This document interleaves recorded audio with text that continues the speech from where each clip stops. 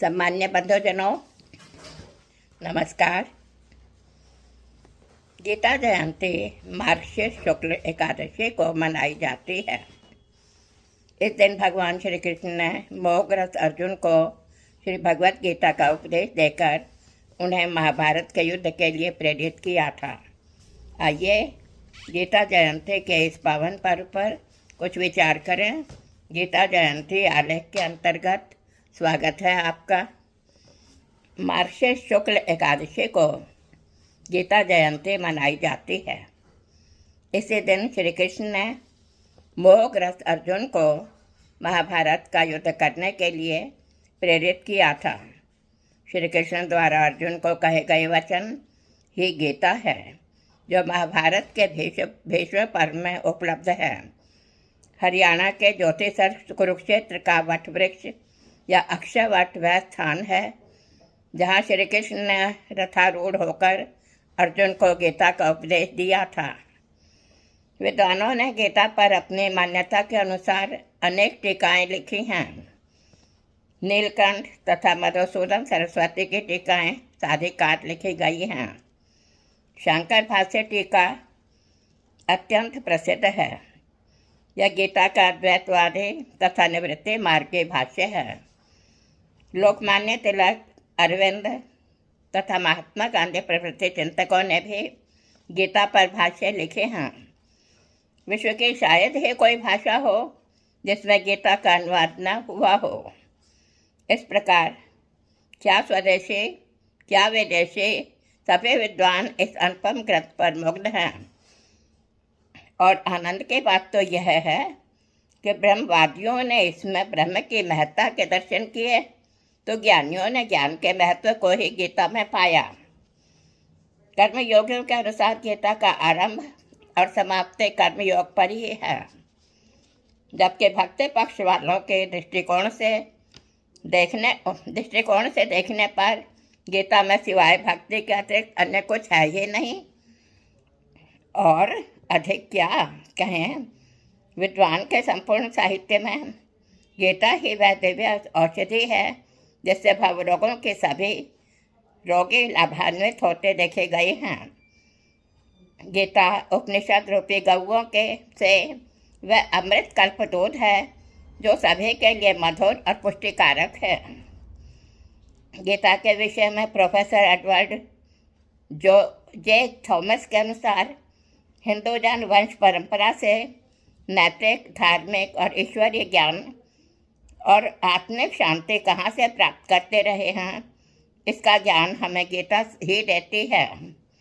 यही नहीं किंतु पश्चिमी देशों में नैतिकता और धार्मिकता के विषय में आज जो अनेक प्रश्न प्रचलित हैं, उन सब का उत्तर भी इसी से प्राप्त होता है।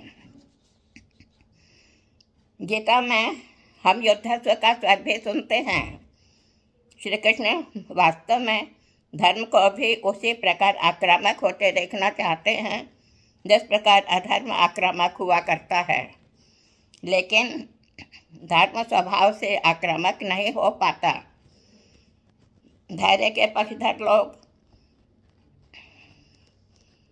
भले मानुष हुआ करते हैं, जो अपने जीवन में तो धर्माचरण के लिए सचेत होते हैं, पर दूसरों पर दुष्टों का आक्रोश देख चुपचाप किनारा काट लेते हैं। सामने आकर अन्याय का प्रतिकार करने का साहस नहीं जुटा पाते।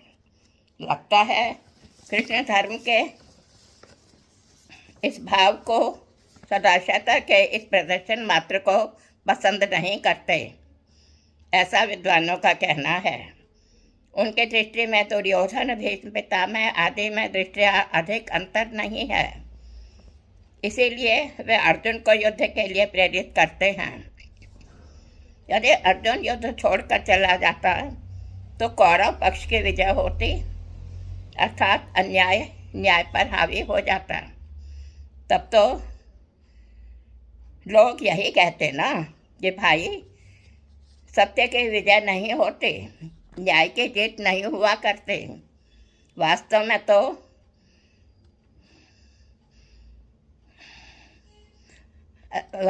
तो अन्याय और असत्य ही विजय प्राप्त करते हैं। इसीलिए महाभारत का युद्ध होता है और असत्य की विजय प्राप्त, और भगवान कृष्ण न्याय के धर्म से पक्के पक्षधर बनते हैं। यह सत्य है। यदि श्री कृष्ण ने अर्जुन को युद्ध के लिए प्रेरित नहीं किया होता तो युद्ध नहीं होता। युद्ध न होता तो यह भयावह नरसंहार भी न होता। पर प्रश्न यह नहीं था कि कितने लोग युद्ध में जान गंवाते हैं। प्रश्न यह था कि धर्म बचता है या नहीं। श्री कृष्ण तो भरसक प्रयत्न करते हैं कि युद्ध टल जाए और कौरवों और पांडवों में सम्मानजनक समझौता हो जाए। पर दुर्मते दुर्योधन किसी प्रकार के समझौते के लिए राजी नहीं हुआ। इससे स्पष्ट है कि युद्ध कराने का दोष कृष्ण पर नहीं थोपा जा सकता। भले ही गांधारी ने युद्ध के उपरांत अपने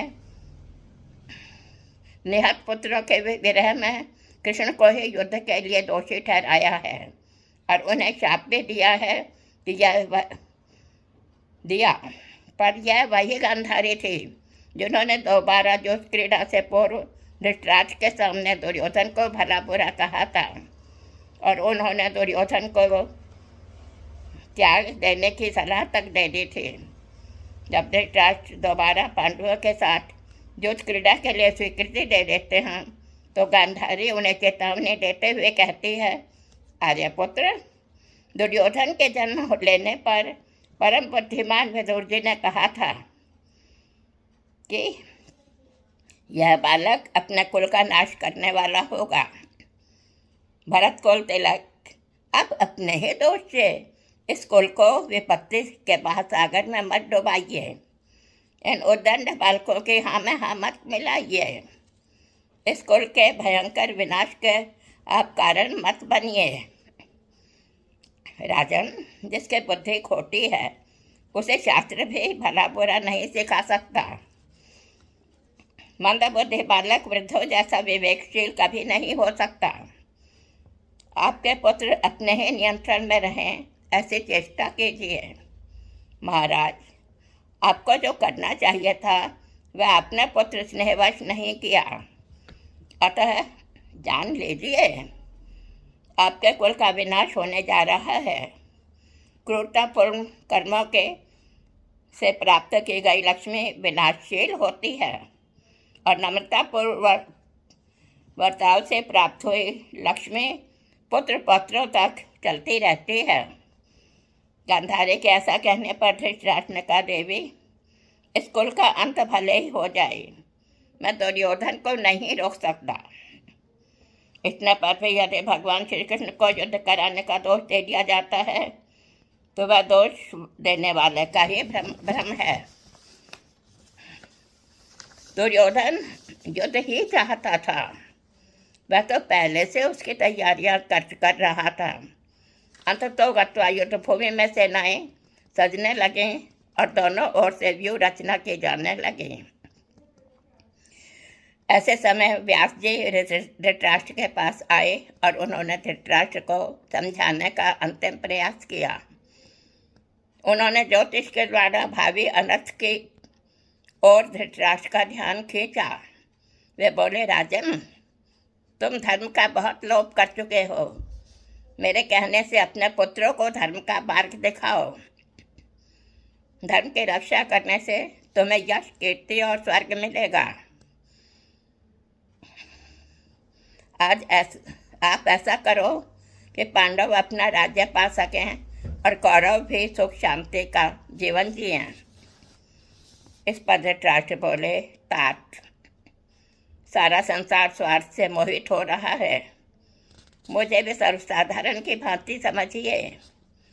ऐसे बुद्धि की भी अधर्म करना नहीं चाहते, मेरे बुद्धि भी अधर्म करना नहीं चाहते, परंतु क्या करूं? मेरे पुत्र मेरे वश में नहीं हैं। इस उत्तर के पश्चात युद्ध के अतिरिक्त विकल्प और हो ही क्या सकता था। यहीं से नींव शुरू हो जाती है श्री कृष्ण के द्वारा अर्जुन को उपदेश देने की।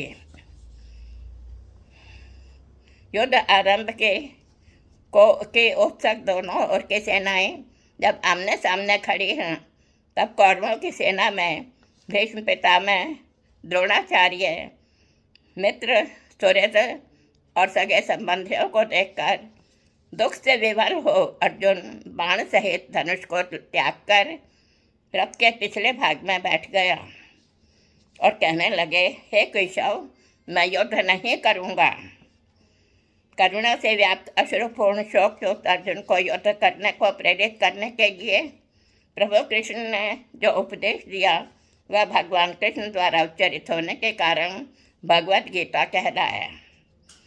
अनंतर संशय रहित अर्जुन ने भगवान की आज्ञा युद्धास्व का पालन किया। परिणाम सबको विदित ही है। गीता का उपदेश कर्म, उपासना और ज्ञान का अद्भुत सम्मिश्रण है। यह वेदों का सार है। जिस प्रकार नदियों में गंगा पवित्रतम मानी जाती है, उसी प्रकार संस्कृत वाङ्मय में गीता का स्थान सर्वोपरि है।